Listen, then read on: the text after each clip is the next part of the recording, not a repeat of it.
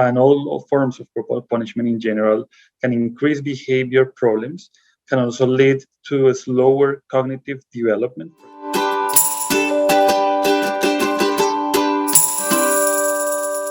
Hi, and welcome to another episode of Parenting Understood. Jorge Cuartas will be joining us today to tell us about the most recent published article in Child Development titled Corporal Punishment and Elevated Neural Responses to Threat in Children. Jorge is a PhD candidate at the Harvard Graduate School of Education, where he researches the negative impacts of violence, including harsh discipline, on children's brain, cognitive, and social emotional development. Recently, he addressed the House of Representatives in Colombia as they consider a federal ban on corporal punishment. Thank you so much for joining us today and talking about your important work. But before we begin our conversation, we just want to thank Jay Stewart for the review. And it says, "Love this podcast and the relatable topics covered. I can't wait for the more episodes and to learn and grow." Jorge, as you know, spanking is very common in the world, and it is legal. It's a legal form of punishment in many places in the world, including the United States. I believe you stated in an article that half of parents that were questioned reported spanking their child, and a third of them had reported that they had spanked their child in the last week. When I first read this, I remember being quite shocked with the numbers. So your work on corporal punishment, specifically looking at spanking and the biological effects, is so compelling. Can you speak a little bit more about that work and what your study found? Thank you, Michelle. Absolutely. So, the prevalence of corporal punishment and spanking is quite high in the US and around the globe. Sadly, about half of children in the world are spanked or exposed to other forms of corporal punishment.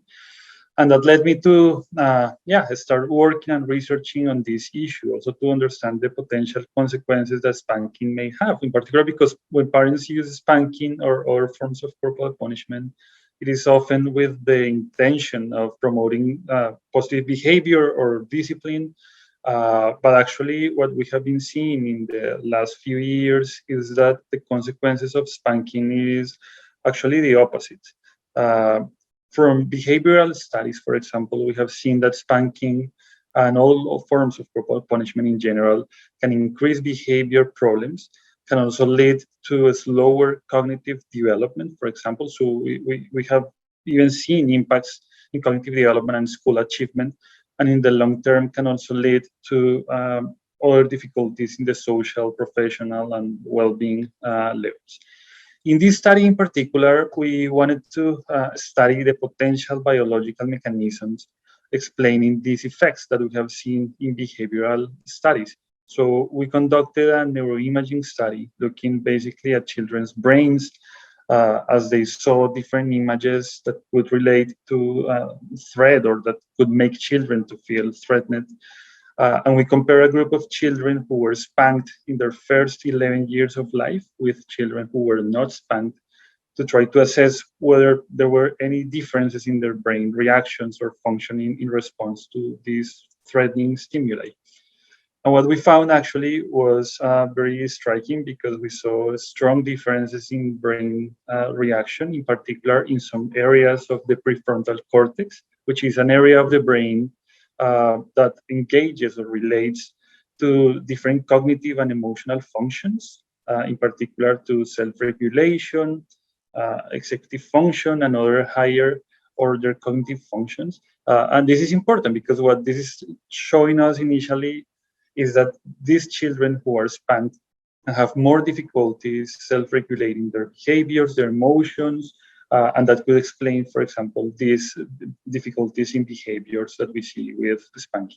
Jorge, your work is so important. Thank you. What are your thoughts? Why do you think parents rely on spanking still today? It's basically an intergenerational transmission of practices and beliefs. There are several social norms in our societies that legitimizes this type of punishment or discipline. So again, I think that the most important thing to consider is that when parents use corporal punishment, they often do so with good intentions and thinking that it is a good way or the best way to foster discipline and positive behavior. But now with the science that we have available, we know that that's not the case. So the first thing is not to blame parents for the use of corporal punishment, but to understand that that happens due to social norms and to the transmission of these practices. But then to be able to recognize that this is not the best strategy to use to discipline children and to use alternative methods. I think that this is a clear case where advances in science have been really, really helpful for us to understand that this is not a good practice to use.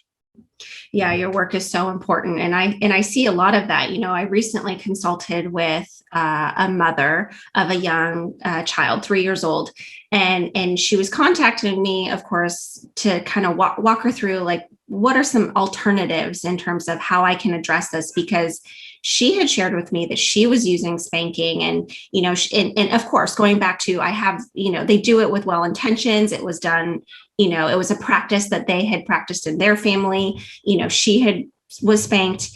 And so, I really focused on what are some of the positive behavioral interventions that you can try. And I gave those to her. And in our conversation, she said, I do spank, and I actually don't plan on stopping, even though I do it very calmly, and I do it with an open hand. But we still spank in our house. And so I found that to be really fascinating. And I think one of the reasons I think that parents continue to spank, one, because it was probably done to them, but two, they don't have alternative methods, right? Nobody goes to school to get these training, to get the training in terms of how to properly discipline a child. So I think that's why parents continue to spank. And so your research is really important. And I had actually cited your exact study to her and just say, hey, look it up, go through it. This is what they found. And I didn't have a follow-up with this parent, but I would be curious to see if this changes the minds of parents, if your study does that.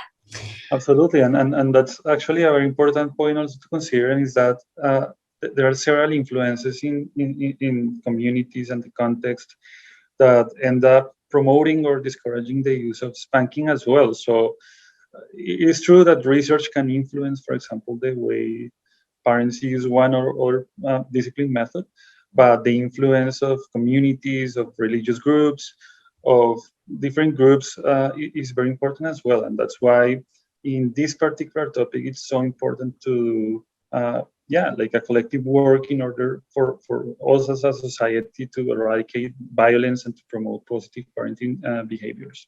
Yes, absolutely. So I mentioned earlier in my bio that you had visited the House of Representatives in Colombia. Could you share a little bit more about that? What was that experience like? And was there an outcome? Yeah, absolutely. Thank you for asking.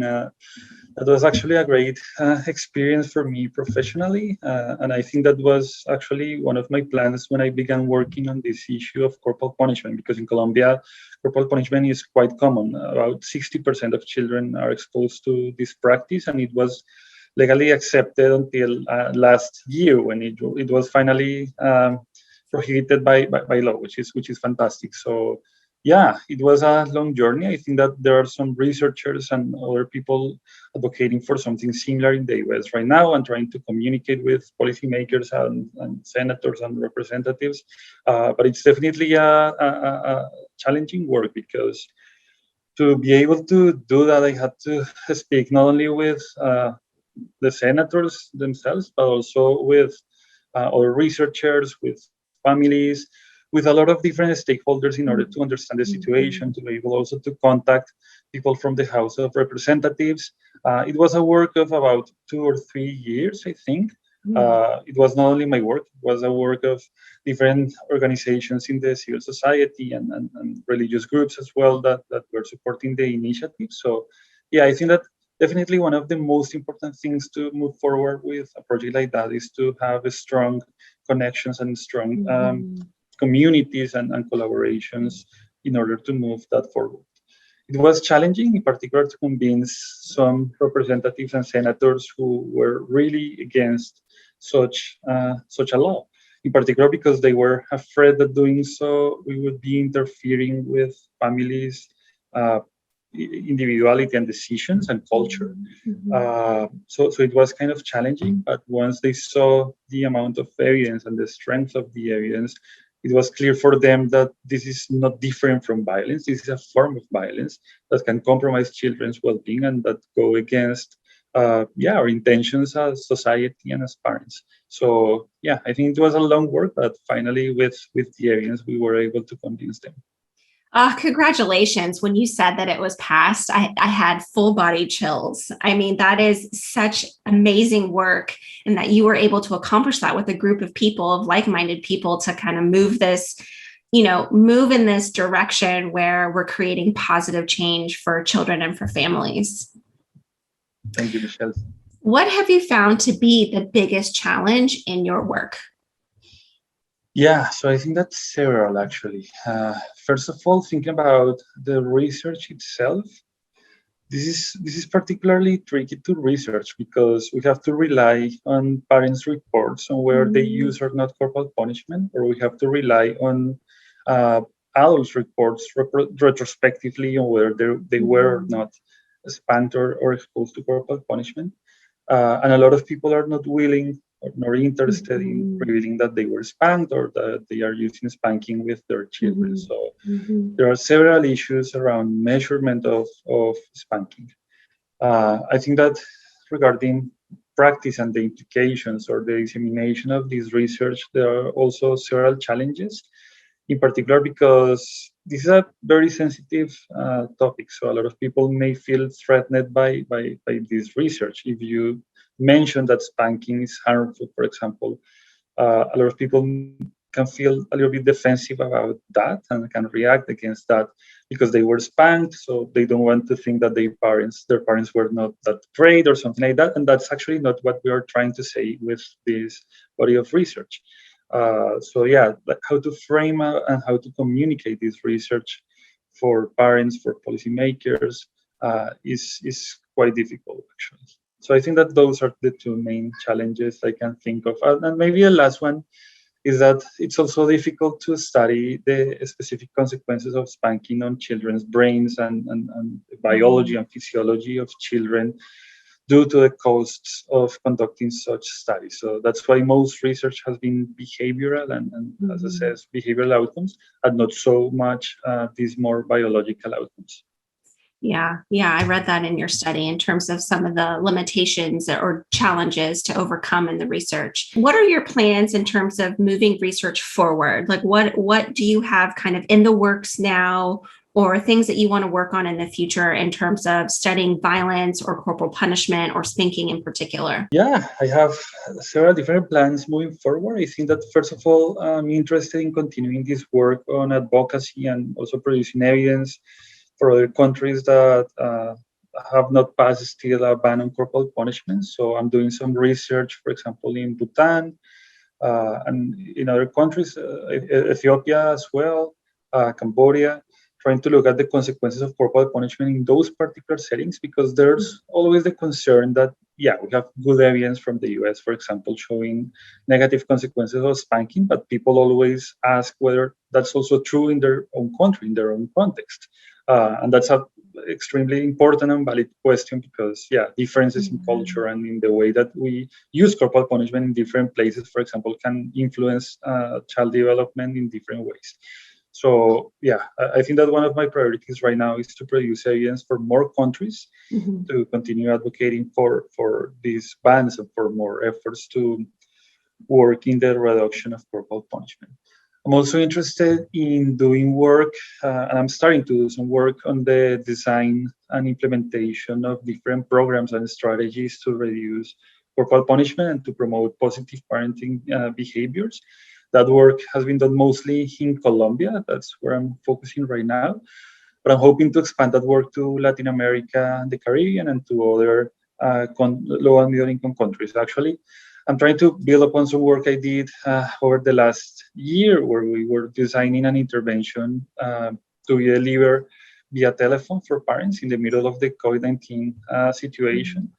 So yeah, I'm hoping to do something more structured to continue continue working with families directly in the region. And finally, I'm also interested in working a little bit more on the positive side of parenting as well, on positive parenting behaviors and the importance of play and other learning activities for young children. In particular, I'm interested in play because when we think about play and in policy making in general, maybe people don't think that play is that serious, but actually it's very serious for child development and in particular in the earliest years of life. So I'm hoping I can produce some evidence also on the importance of play and other learning opportunities for children in low and middle income countries in particular. That's fantastic. Going back to the positive parenting and focus, it sounds like you're doing primarily that work in Latin America. Are you pulling upon some of these evidence-based parenting programs in the US, such as the Incredible Years and PCIT, which have a heavy behavioral focus?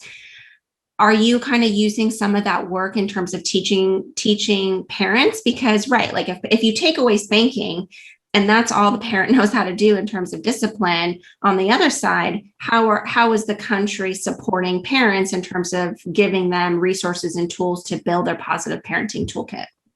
Yeah, definitely. I'm definitely considering those programs and using those programs and other programs and experiences in other places.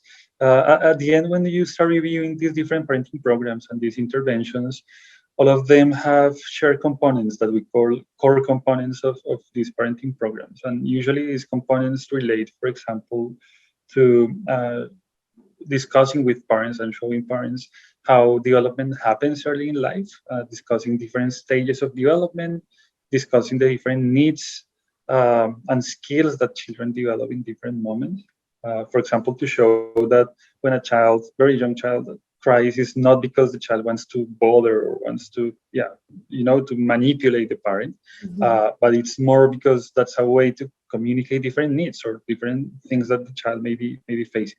So that's one component of those programs. Other component is showing different behavior management techniques, positive management techniques. Some of these programs also talk about the consequences of violence more directly, which is also great.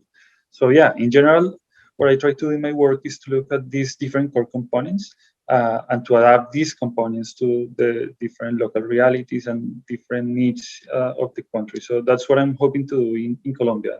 And I think that's important in particular, and to collaborate with policymakers very, very closely to be able to design and to produce something that is useful for parents, but also for policymakers to embed or to use in the different social programs that they already have. Because we have all these incredible programs in different parts of the world, but I guess that the challenge that these programs tend to face relates to the scalability or the implementation of these programs for they to benefit as much parents as possible. So that's something I'm trying to work right now. Jorge, you're a change maker. I love it. I love it. I'm hoping to contribute as much as I can. And one last final question for you as we wrap up. What do you want parents to take away from our conversation today? There are things, I guess that the most important thing would be to reconsider the use of corporal punishment and to spread the word as well that corporal punishment is risky. Actually, from the evidence, we do not have a single study showing a positive effect of corporal punishment, which is kind of amazing. And in the opposite, we have a lot of studies showing systematic associations between corporal punishment and negative behavioral outcomes, cognitive problems, and even changes in brain functioning. So we are talking about potentially long-lasting consequences that can compromise children's development and well-being in the long term. So I guess that would be a main takeaway, that corporal punishment is risky, it's not beneficial, so we should be considering alternative discipline methods. And I guess that it's kind of intuitive, just as we won't hit another adult, for example, if we disagree, if the other person is doing something that we don't like, we shouldn't be spanking or hitting kids. We should be doing the same we are trying to do with adults, which is basically to communicate, to discuss, to show why certain things may be harmful for us or maybe not in the best interest of different people. So that's basically what I think we should be thinking about. And maybe your takeaway would be that, yeah, just as we learn, for example, from science that smoking is bad for us, we can learn from science that corporal punishment is not great. And in doing so, we should not blame, for example, our parents or think that we did wrong if we use spanking once in our lifetime, but better to learn from that and to start changing our behavior to promote children's behavior and development. Thank you, Jorge. Your work is powerful and so meaningful. And thank you for being that change maker. Thank you, Michelle. Thank you so much.